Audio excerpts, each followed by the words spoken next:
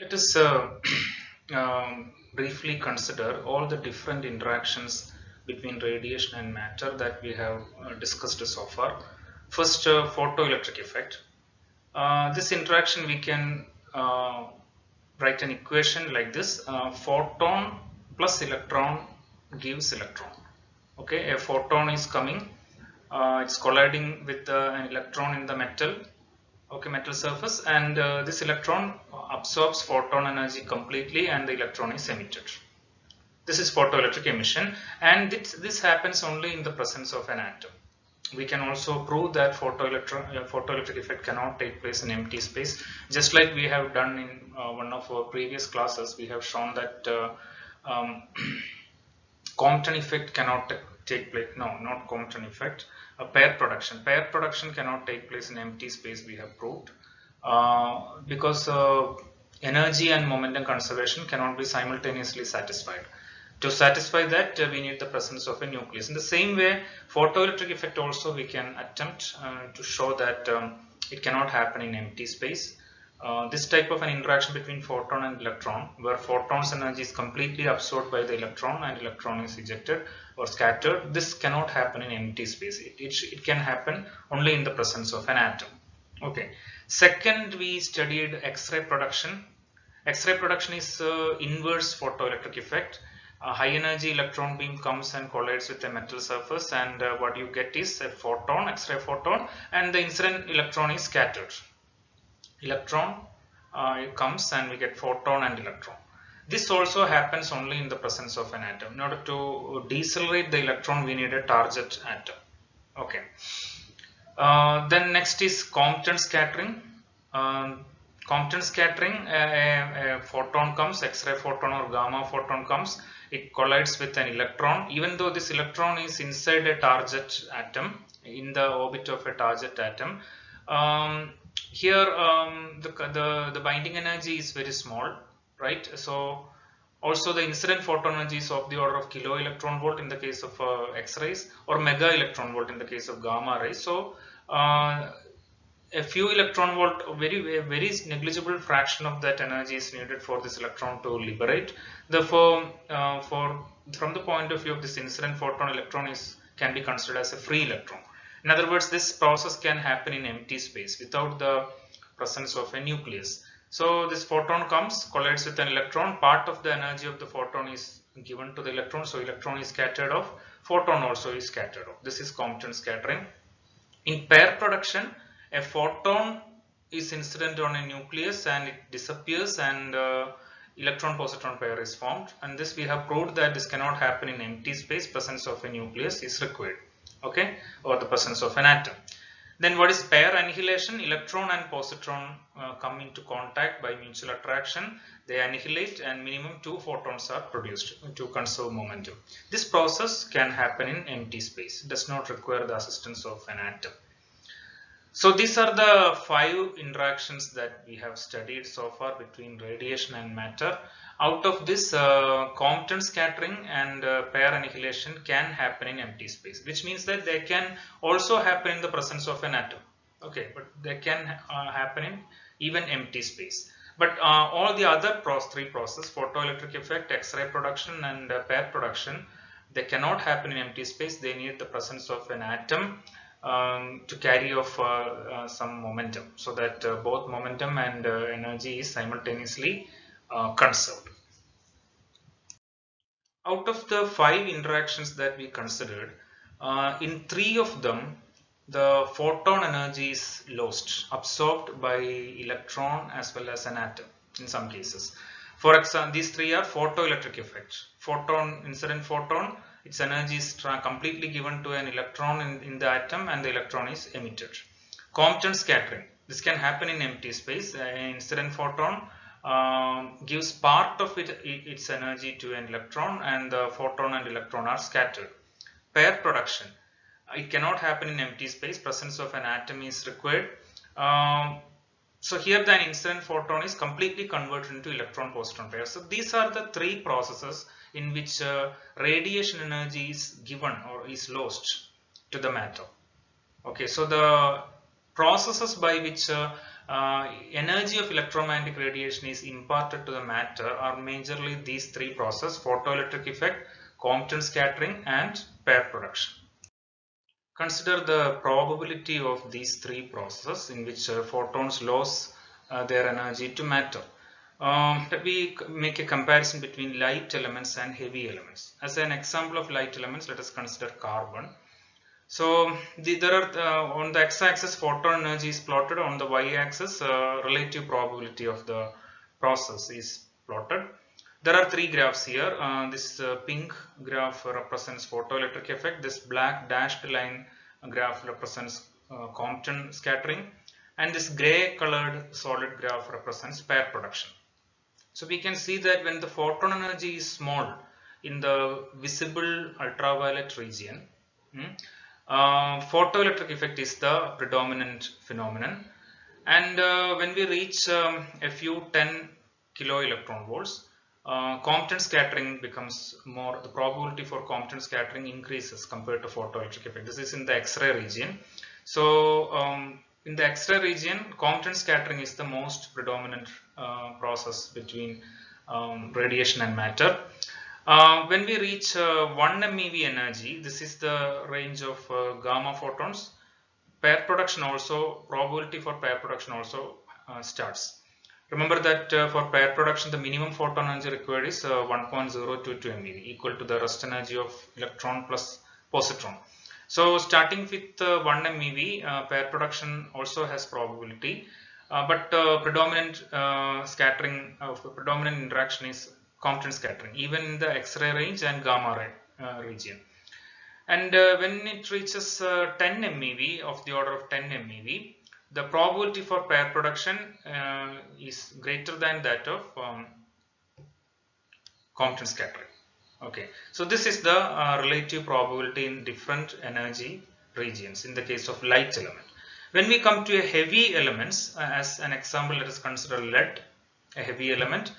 Here what we see is that photoelectric effect remains predominant even up to very large energies of the order of 10 kilo electron volt. Here photoelectric effect is no, here even larger values. Okay, close to 1 MeV. Okay, so maybe half MeV, etc. Photoelectric effect is predominant. Here it's only up to 10 keV photoelectric effect remains predominant. Here up to maybe half MeV, photoelectric effect is a predominant factor.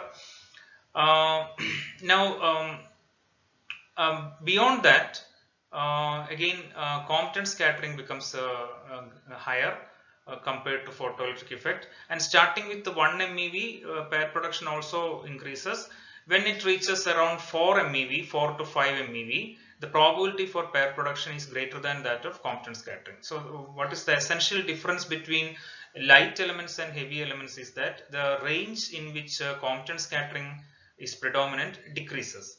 Okay, for both photoelectric effect is predominant over a large region, but the pair production, okay, here also in heavy elements, pair production becomes predominant at an early energy. Here, for example, for light elements, pair production becomes predominant only after 10 MeV, whereas here it becomes predominant at around 5 MeV, we can say. So the range in which Compton scattering is predominant decreases for heavy elements. So this is the relative probability for the three processes for light elements and heavy elements. The same data that we have seen in the previous slide in graphical form, I have expressed in a table form here. So for light elements, photoelectric effect is predominant up to 10 keV. Then Compton scattering becomes predominant from about 10 keV to 10 MeV in a large energy band. Pair production is the most prominent process. Okay, so we are considering the most prominent process in that energy range. So beyond 10 MeV, pair production is the most prominent process. So in this energy range, photoelectric effect is the most prominent process. In this intermediate energy range, Compton scattering is the most prominent process. For beyond 10 MeV, pair production. This is for light elements. For heavy elements, up to 1 MeV, photoelectric effect remains predominant. Between 1 MeV and 4 MeV, a short band, Compton scattering is the most prominent, and beyond 4 MeV, pair production is the most prominent process. And what is interesting here is that Let us consider this band 1 MeV to 4 MeV. This 1 MeV to 4 MeV is the typical energy range of gamma rays emitted during nuclear radioactive decays. Okay, in nuclear radioactive decays, there are mainly three types we know: alpha decay, beta decay, and gamma decay. In gamma decay, the gamma decay happens when a nucleus in an excited energy state de-excites to a lower energy state or ground state. Okay, the difference in between nuclear energy levels is of the order of mega electron volt, and gamma radiations are emitted. These radioactive gamma rays are having energy in this range 1 MeV to 4 MeV. So this means that for radioactive gamma rays emitted by radioactive process, the most prominent interaction of losing energy during interaction with matter is Compton scattering. Okay, whether it is by light elements or by heavy elements, for radioactive gamma rays, even for light elements, this range is covered 1 MeV to 4 MeV.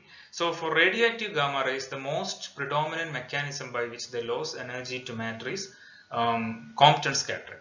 Okay. This is another graph showing the same data in another way. Here, x-axis energy in photon energy in MeV is plotted, but along the y-axis atomic number is plotted.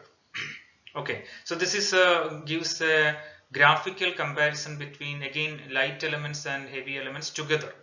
Earlier we considered light elements separately and heavy elements separately, but here we can consider light elements and heavy elements together. Look at this, so in this range when the atomic number is low, okay, and the photon energy is also low, then naturally photoelectric effect is the most prominent mechanism up to, let us say, 10 keV. When we reach 10 keV, then this is the region of Compton effect. Compton effect becomes predominant from 10 keV onwards. Okay, and let us consider this range, light elements. And in light elements, okay, pair production starts with around 1 MeV. Okay, from 1 MeV onwards, pair production will become will appear, but it becomes the predominant phenomenon up to after only 10 MeV. After 10 MeV, this is the region of pair production. Okay, so we see that for light elements, for up to 10 keV, photoelectric effect is predominant. From 10 keV to 10 MeV, Compton effect is predominant. Beyond 10 MeV, pair production. But when we come to heavy elements, when we come to this region, what we see here is the range of Compton effect drastically decreases. Photoelectric effect remains predominant up to some 1 MeV. Okay, pair production becomes predominant starting with some 4 MeV, 4 to 5 MeV, and Compton effect remains predominant between 1 MeV and 4 MeV. Okay, these data we have seen in different other ways in the previous table and in previous graphs, and this is a nice comparison comparing both light elements and heavy elements in a single graph.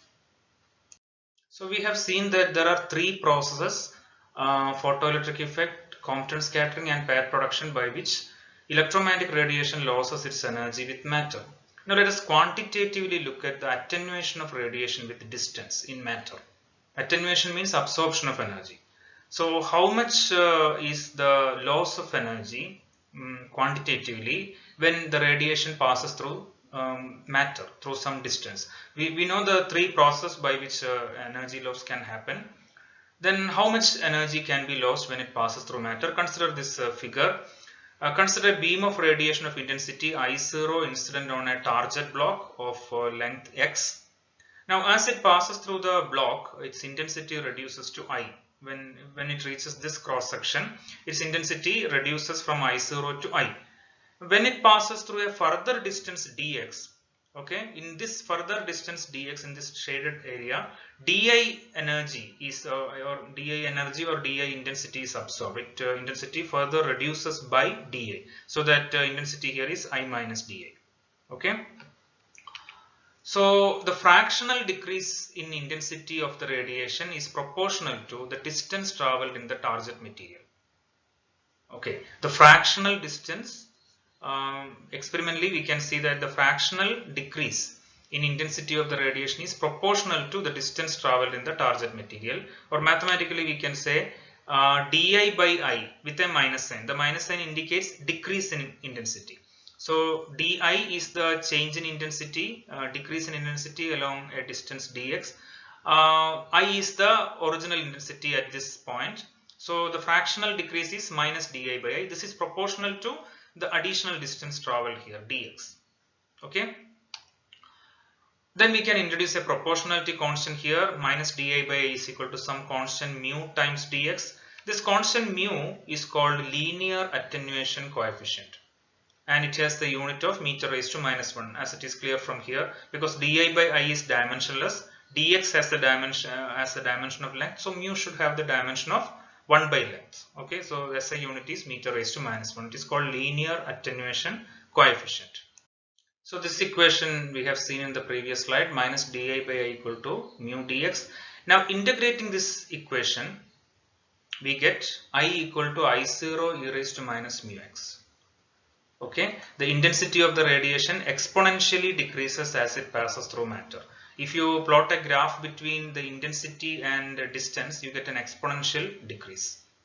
Okay, and this integration you work out for yourself. This type of integration you must have done in many other areas of physics. For example, the same type of equation you can see in nuclear decay, radioactive decay. In the law of radioactive disintegration is exactly like this, only the parameters are different. And you might have seen such an expression in the discharge of a capacitor, the way the electric charge in a capacitor decreases with time. Okay, again the parameters are different, variables are different, but the equation is the same. This type of an equation where something that is the fractional decrease in a quantity, okay, it is proportional to the distance. Okay, this type of or a fractional better say this equation we can rewrite in another way. Minus di by dx is proportional to I. Okay, the rate of decrease over distance is proportional to intensity. This type of an equation, that is rate of change is proportional to the same quantity. Rate of change in a quantity is proportional to the same quantity. This is you can see in the examples that I have just said. In nuclear disintegration, in the discharge of a capacitor, in the way electric charge in a capacitor decreases when it discharges. Okay, so you can do this integration. It's very simple. You will get this result, and this shows that intensity exponentially decreases with distance. And this mu you can define numerically like this: when x is equal to 1 by mu. Okay, put x equal to 1 by mu. So this equation becomes I equal to I0 e raised to minus 1. If you evaluate this e raised to minus 1, you will get this. I is equal to 0.368 times I0. So we can define that linear attenuation coefficient is the reciprocal of the distance, right, at which mu is equal to 1 by x, at which the intensity reduces to 0.368 times the maximum intensity, or the initial intensity, or 36.8% of the initial incident intensity. Okay, so this is the way the intensity of the radiation decreases. This graph shows the variation of attenuation of radiation with energy. In other words, variation of linear attenuation coefficient with photon energy. This graph is plotted for lead, which is a light element. We can remember how the three processes, relative probability of the three processes vary in the case of lead. So what we see here is when the photon energy is very small. Okay, this is the second pink graph is that of this first graph is that of photoelectric effect. Second graph is that of Compton scattering, and this third graph is that of pair production. So look at this first graph, photoelectric effect. This is the most prominent process at very low energies. This we have already seen. Okay, so here as energy increases, linear attenuation coefficient decreases. What does it mean by a large linear attenuation coefficient? In the previous slide we have defined linear attenuation coefficient. It is the reciprocal of the distance at which the intensity of the radiation reduces to 36.8% of the incident intensity. So if linear attenuation coefficient is large, it means that even within a short distance, the intensity will reduce to 36.8%, or intensity will be drastically reduced. So a large linear attenuation coefficient means there is a large decrease in decrease in intensity within a short distance. Okay, that is the idea. Again remember, x is equal to 1 by mu is the position at which the intensity reduces to 36.8% of the incident intensity. So if mu is large, linear attenuation coefficient is large, then x becomes that much small. Even within a small distance, the intensity reduces to 36.8%. Correct. So what we see here is that this is the overall graph. Okay. What is the overall behavior? As the photon energy increases along the x-axis, linear attenuation coefficient decreases.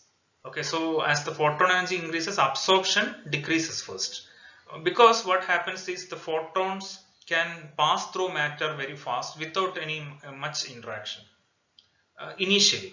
But after some few MeV, mega electron volt, around let us say 1 MeV onwards, okay, after 1 MeV we can say it becomes a minimum at around just after 1 MeV, around 2 MeV. After that the graph steadily increases because of pair production. After 1 MeV, the prominent, after a few MeV, the prominent interaction is pair production, which steadily increases. Okay, so pair production, so that means the linear attenuation coefficient increase means there can be more and more attenuation by pair production. That's the overall behavior. If we look at the three process, when photon energy is very small, this graph, okay, that of photoelectric effect is the most prominent mechanism. And after this is LED, so let us say around 10 keV here at this position, this graph will become the loss of linear attenuation coefficient, or the change in linear attenuation coefficient is mostly controlled by the second graph, Compton scattering, naturally. Then around 5 MeV, 1 MeV onwards, pair production graph is there. Around 5 MeV, pair production graph is the most prominent mechanism. Pair production is the most prominent mechanism by which we know that for light elements around 4 or 5 MeV it crosses, it becomes the most prominent process. So this is the total graph, the sum of all the three graphs. And initially, as photon energy increases, linear attenuation coefficient decreases, reaches some minimum around 1 or 2 MeV. After that, it steadily increases. That means there is loss of energy. There is a drastic loss of energy. Here also loss of energy is there, but the rate, the linear attenuation coefficient, the extent of the loss of energy decreases with distance. That means as photon energy increases, linear attenuation coefficient decreases means more distance should be covered for a given amount of energy to be absorbed. That is the idea. But beyond this 2 MeV, as pair production becomes prominent, the dominant process of the interaction between radiation and matter, there is a steady increase in linear attenuation coefficient. That means within a smaller distance, there can be decrease in intensity because of pair production. So this is for a light element like LED. For heavy element, you will get the somewhat similar behavior, but the energy values will be different, as we know. So that concludes our discussion on interaction of radiation with matter, the consolidation. These three the process, 5 process, and as well as these 3 process of loss of energy we have studied separately. So in this discussion we have consolidated the way these 3 processes affect or produce a decrease in radiation, and also we quantified how the intensity of the radiation decreases with distance. We have seen that it is exponentially decreasing. In the next class, we ask this question: if photon has particle nature, does gravity influence photon? We have seen that photon has particle nature. Compton scattering is it was the first experimental evidence for the evidence that a photon has momentum. Um, if photon has particle nature, if it has momentum, can we say that it has mass? Can we say that gravity influences it? We can, in the next class we will discuss it. We can show that in fact gravity can influence photon. Even though the rest mass of the photon is 0, we can talk about an effective inertial mass, not exactly an inertial mass, but an effective mass, okay, for the photon. Um, for a simplified treatment of how gravity influences photon, we can assign a sort of effective mass for the photon. So this we will discuss in the next class. Thank you.